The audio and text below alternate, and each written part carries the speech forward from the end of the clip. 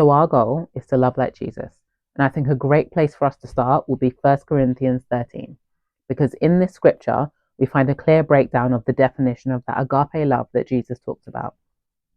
So what I'm going to do is break that love down characteristic by characteristic and find practical things that we can take out and implement straight away. Welcome to C13. Someone does something to annoy you, and before you've even had time to think about it properly, your brain has filled in the story. They always do this. They're so arrogant. They're so ignorant. We all do this. It's automatic. But if you're trying to grow in the way that you show love to other people, it's little moments like this where agape love lives or dies. When 1 Corinthians 13 says love is patient, we know it was written in ancient Greek, so this is the word that was used. And it literally means long-tempered. And it's talking specifically about patience towards people.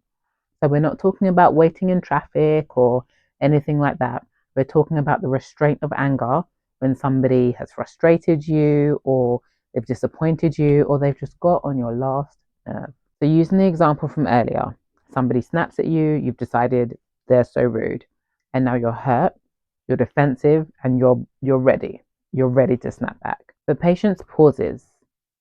Patience asks, could there be another reason? Has something happened today that's maybe put them a little bit on edge? Are they carrying something that I don't know about? Instead of reacting to this person is so rude, which could turn it into a whole thing, take a minute, pause, take a breath, and either in that moment or at a later appropriate time, ask a couple of questions. Hey, is everything okay? You seem a little on edge. Is there something going on that you want to talk about? Just a little question invites them to explore what could be going on for them. Did they even realize that they snapped? Is there something a little bit deeper that they need to explore? All of this takes time. It takes thought. But if it saves a relationship, it's worth the work.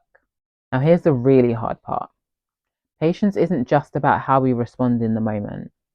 It's about giving people grace over time. Space to change, space to mature, space to keep working on the same struggles without us giving up on them. Let's be clear. C13 patience isn't passive. It's not just about allowing everything to go on around you. Patience is emotionally regulated, deeply intentional, but honestly, really uncomfortable. When you're giving other people space to grow, sometimes that looks like watching them make the same mistakes over and over. Poor communication, inconsistency, trying to improve, but still getting it wrong. But you know what's helped me to develop this over the years?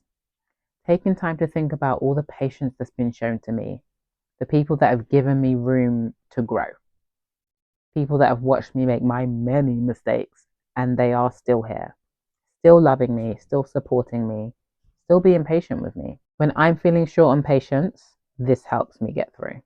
So here's your challenge.